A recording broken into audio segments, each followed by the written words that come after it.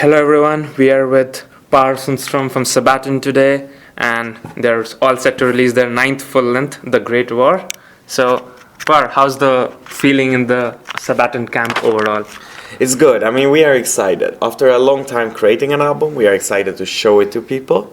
We're excited to see the reactions of people, hear what they think of it, because it's always difficult to be judging yourself and your own work, so it's exciting to hear the feedback from everybody here. So for us, this is the biggest album presentation we have ever done, and we are so excited to see the feedback of everybody. Yeah. So Sabaton is not new to concept albums. They've always recorded concept albums, but an album completely based on World War I. So what made the band decide to do this, and what was the idea behind it? Okay, so we always have different ideas and topics. There are plenty of it. We sing about military history, and there has been thousands and thousands of years of military history for us to sing about, so there is plenty. But recently there was 100 years anniversary of the end of the Great War, and there was so much talks about it, so we thought, and there was so many great ideas that were showing up constantly, and we liked that. And also it coincidence with that when we entered the studio, it was 100 years since the Great War ended. So it was kind of in our head when we entered the studio that, okay, we're doing this and it's part of something big. Yeah. So 2019 also marks 20 years for Sabaton. So over these 20 years, how do you think the band has evolved, and how the Great War album shows that evolution of that band? Okay. Professionalism, sure. I mean, in the beginning, the band was just for fun, and even though we had big ambitions, even from the beginning, we had big ambitions, and this has not changed. We are still a band with big ambitions. We want to play a lot. We want to do big shows, have exciting stage sets and stuff like this. So this is something that has not changed. Over the years, I think, though, that the way we do it has changed a lot. So in the beginning, we were trying, but we were not succeeding so well. Sabaton has never had a management. Nobody's ever told us what to do. It's our decisions. It's our way. We decide how we want to do things. Nobody tells us anything. Yeah. And over the years, we have done a lot of mistakes, and we learn from them. Everyone does. And I think that nowadays we can consider ourselves to be pretty good at what we do, compared to in the beginning. Yes. Also, The Great War is the first album with Tommy Johansson on guitars. So what does he bring different to the band, and how has that come out on The Great War, do you think? Tommy's, he has been a great fan of Sabaton for a long time, and we met him a long time ago when he came to one of our concerts, and we always had him in our mind when we were looking for a guitar player already in 2012. We asked Tommy first. Okay. So he was the main guy we wanted. At that, he did not wanted to join the band by then, but he came now later. And he is a songwriter. He has written a lot of songs, and released different albums by himself, solo albums with different artists, and produced. He has written, he has recorded. He's a very talented person. And of course, we bring that talent to us. And he contributes on the songwriting, and so of course Tommy contributes to make the album a little bit better, of course. So having just heard The Great War, there's a much more variation in the styles and even the pace of music compared to the previous Sabaton albums. How did this come about? Was that a conscious decision, or just it happened in the studio? That is something that just happens. You see, we aim to create as good songs as possible. And Sabaton is not bound to have a specific, they have to sound exactly like this. We bring in a lot. On every album we have some different ideas, and we bring in different sounds and these things. So, and then we just create the best songs we can. And I think that even if we do stranger songs, you see, the song, for example, The Red Baron on this album, yes, it's a bit strange for a Sabaton song, but it sounds Sabaton. Exactly. So whatever we decide to do, it sounds Sabaton in the end, because we have a unique type of sound. We use different. Everything from how our guitars sound to how the keyboards are arranged, choirs, and Joachim's vocals. So whenever we take a song, we make it sound Sabaton. Yes. And that's a strength we have, and but it also gives us the opportunity to bring any song to the album and just make it, and it will sound Sabaton. Exactly. So we are not bound to do a certain style or something like that. Commenting on that, the Red Baron is definitely a banger of a song. It's bound to be one of those arena rockers in the years to come. Also, on the Great War, which we just heard, there was a text commentary followed by the songs. So, is this gonna be also on the album, or that was a part of just the information for the reviewers? Now, that is part of the album. The album comes in several different versions, depending on how the listener wants to have it. So a lot of people who listen to music today, they use it online. They bring playlists, they take one or two songs and they just want action heavy metal. Yeah. Then they can take the normal version without the talks. Okay. But the people who want the best album experience, like really to listen to an album from start to end, then they can have this what we call the History Edition, which has the narration in between the songs, which reminds about our album The Art of War a little bit. Yes. And for those people on that. Then we have a third version of the album, which is not really revealed yet, which is the soundtrack to the Great War. This is something we have used different kind of musicians to create a uniquely sounding sort of soundtrack version of the songs. Yes, coming to that, there were moments on the album where I was just thinking that, oh, this could be a perfect soundtrack to a war movie. So have those elements of the soundtrack version also been used on the regular album, like bits and pieces, or no? No. Well, you can hear it in the introduction to some of the songs that there are some of these elements there, yes. Okay.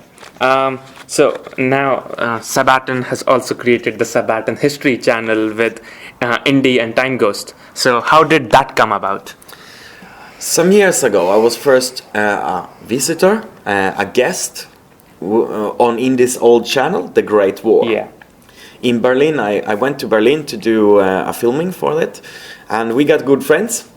And we thought afterwards that this is a damn good idea, we should do something more in the future. And we kept discussing it. And then, as we were getting, when we decided we're gonna do an album called The Great War, I contacted Indie again and I said, if we need any advices and stuff, are you up for it? And he said, yeah, of course, I will help you guys. And then a little bit later, when I asked him, because I always wanted to do a history channel. And then I asked him, okay, so your channel, The Great War, is coming to an end now, right? Yeah. And because 100 years after the war, he's gonna end with his channel. And I was like, okay, so what are you gonna do after? And he said, I got a couple of different ideas. And I said, that's when we do the Sabaton History Channel. And he was totally into it, and here we are. Yes. Now we have launched it. It was a lot of work, but now we have launched it. Yeah, so coming back to that, were Indie anyway involved in the writing of the album, in the lyrics part, in cross-checking facts? He's not involved in writing music or lyrics, no. Okay. But he is involved in giving us ideas. Okay. And you see, for once, normally when we do research for an album, we have to look in many different places. This time, we only need to ask one guy, because he is the expert of this. And if we ask him, do you know the facts about this? He would say, yeah, in episode number 332, I talked about this. And we can always go to his channel, The Great War. Yeah. Because there's everything you can imagine. Fantastic. Of course, the channel is a great extension to the whole Sabaton universe, if I may call it. We can definitely expect a close tie-up between the channel and the new album too. So what are the plans in that area? Of course there is. And we are revealing songs through this channel, and it is we have already released one episode from the new album, the one about Fields of Verdun. Okay. So it's already, it was released on Thursday. But the thing is, I have not so many stories to tell about that song yet, because stories are created over time. Yeah.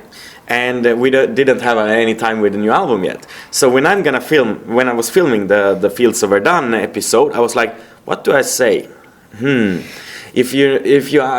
I film another episode, I was doing, the first one I did was 40-1. I talked for 30 minutes. And but for Fields of Verdun, I don't have much to say because nobody has heard the song. Yeah. There are no stories. There's like nothing. And but if I do the same episode again next week, I will have everything to tell of our visit here. So I will be able to talk 30 minutes about that song. And then I did I've also recorded already one more, which is the Great War song. I recorded this one. It was the same. It was difficult for me to talk about this song because I didn't have much stories to tell about it, only songwriting, that's all. Yeah. I cannot tell anything of emotions or things. But in 6 months' time, I'm sure I can tell a lot of stories about this song. And that will bring us to the possibility of returning to some of the songs with the History Channel again. So the plan is over a couple of years or even maybe a year to come, you will slowly reveal, take songs from the new album and then take it into the History Channel?